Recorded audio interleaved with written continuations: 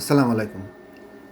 একটু আগে জানতে পারলাম যে পাকিস্তানের মধ্যস্থতায় ইরান আর আমেরিকার মধ্যে যুদ্ধবিরতি চলাকালীন অবস্থাতে একটা সমঝোতা চুক্তি হওয়ার কথা ছিল, আলোচনা চলতেছিল, সেটা কিন্তু ভেস্তে গেছে। দীর্ঘ 21 ঘন্টা আলোচনা চলার পরে আমেরিকার ভাইস প্রেসিডেন্ট বলছে যে আমরা যে আলোচনাটা করতেছিলাম যে বিষয়গুলোর উপর ভিত্তি করে সেটা ভেস্তে গেছে, সেটা কার্যকর হবে না। এখন মূল বিষয় হলো যে আমেরিকা আর ইরানের যে আলোচনাটা এটা ভেস্তে যাওয়ার কারণটা কি এটা আপনাদেরকে বলি।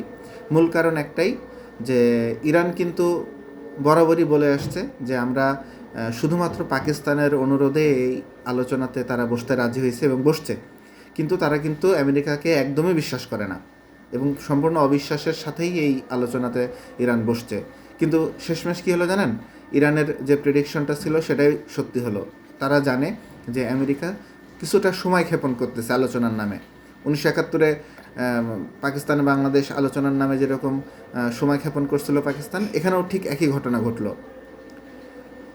আপনাদেরকে বলি, ইরান হচ্ছে 10টা শর্ত দিছে যে এই 10টা শর্ত মানলে তারা যুদ্ধবিরতি পরবর্তীতে আরও কার্যকর করবে, বা হচ্ছে আপনার যুদ্ধ আর নতুন করে শুরু করবে না। কিন্তু এই যে 21 ঘন্টা আলোচনা হলো, আমেরিকা কিন্তু 10টা চুক্তি নিয়ে আলোচনাই করে নাই। তারা একটা বিষয়ের উপরে তারা আলোচনা করতেছে, সেটা হচ্ছে যে ইরানকে ইউরেনিয়াম সমৃদ্ধ হইতে দিবে না। মানে ইরান যেন কোনোভাবেই পারমাণবিক অস্ত্র না বানাইতে পারে, তাদের চিন্তাভাবনা একটাই, আলোচনা একটাই। কিন্তু ইরান আপনাদের শর্ত কেন মানবে? ইরান যে 10টা শর্ত আপনাদেরকে দিল, এই 10টা শর্ত নিয়ে আপনারা আলোচনাই করলেন না। আপনাদের চিন্তাভাবনা ওই যে পিছন থেকে ইসরায়েলের মদদ, ইসরায়েলের বুদ্ধিতে আপনারা শুধুমাত্র একটা বিষয় নিয়ে আপনারা আলোচনা করতেছেন, সেটা হচ্ছে কি, যে ইউরেনিয়াম সমৃদ্ধকরণ কোনোভাবেই ইরানকে আপনারা অ্যালাউ করবেন না। এটা তো হবে না। আরেকটা বিষয় হচ্ছে, ইরান একবার স্পষ্টভাবে জানাই দিছে আমেরিকাকে যে আমেরিকা আর ইরানের যে 2 সপ্তাহের যে যুদ্ধবিরতি হলো, ইসরায়েল তো যুদ্ধবিরতি মানল না।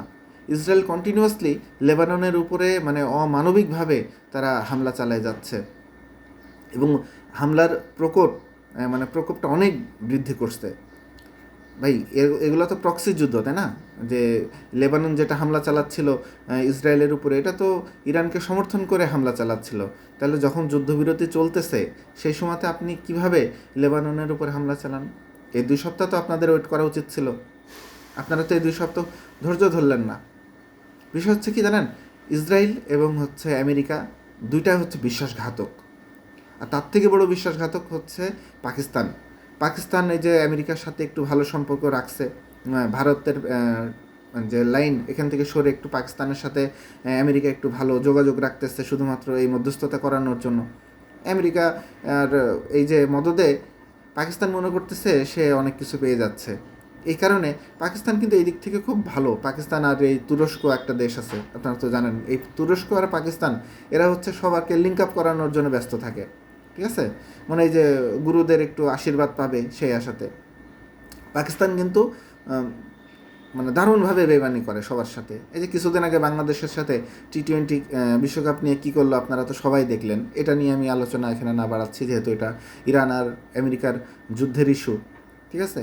এরা কী করলো, দুই পক্ষকে অযথা সময় নিয়ে আপনার হচ্ছে আলোচনার টেবিলে বসলো, 21 ঘন্টা আলোচনা করে আলোচনা ভেস্তে গেল। এই আলোচনা ভেস্তে যাবে এটা আমি জানি। শুধু আমি না, যারা আন্তর্জাতিক রাজনীতি নিয়ে আলোচনা করে, চিন্তাভাবনা করে, পড়াশোনা করে, তারা সবাই জানে।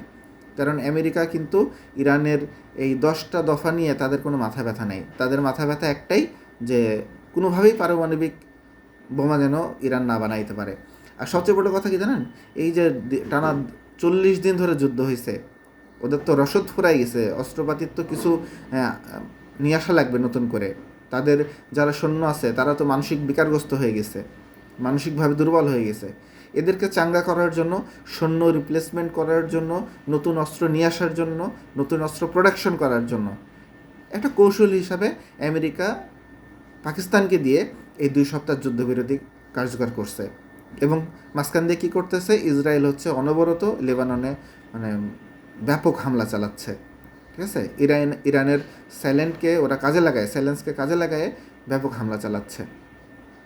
বিষয় হচ্ছে, ইরানের উচিত হবে অবিলম্বে এই যুদ্ধবিরতি ভেঙে দিয়ে আলোচনা যখন ভেস্তে গেছে, এই যুদ্ধবিরতির আর কোনো আক্ষরিক অর্থে কোনো মূল্য নেই।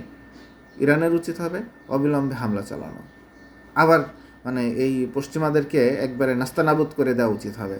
40 দিনের হামলাতে অলরেডি ইসরায়েল এবং হচ্ছে আমেরিকা কিন্তু বুঝতে পারছে যে আসলে ইরান কী জিনিস। ঠিক আছে, তো যাই হোক, পাকিস্তান যেটা করলো এটা মোটেই ঠিক হয়নি। পাকিস্তান নিজেও জানে যে এসব আলোচনা কাজে দিবে না, কিন্তু পাকিস্তান আমেরিকাকে কিছুটা সময় করে দিল। ঠিক আছে, সবাই ভালো থাকবেন। পরে আবার এই যুদ্ধের নতুন কোনো আপডেট যদি পাই অবশ্যই আপনাদের সাথে শেয়ার করব। আর ভিডিওটা আপনারা চাইলে অবশ্যই শেয়ার করতে পারেন। আর সাপোর্ট করার জন্য যদি ইউটিউব থেকে দেখেন তাহলে চ্যানেলটা সাবস্ক্রাইব করবেন, আর যদি ফেসবুক থেকে দেখেন তাহলে পেজটা ফলো করে রাখেন। সবাই ভালো থাকবেন। আসসালামু আলাইকুম।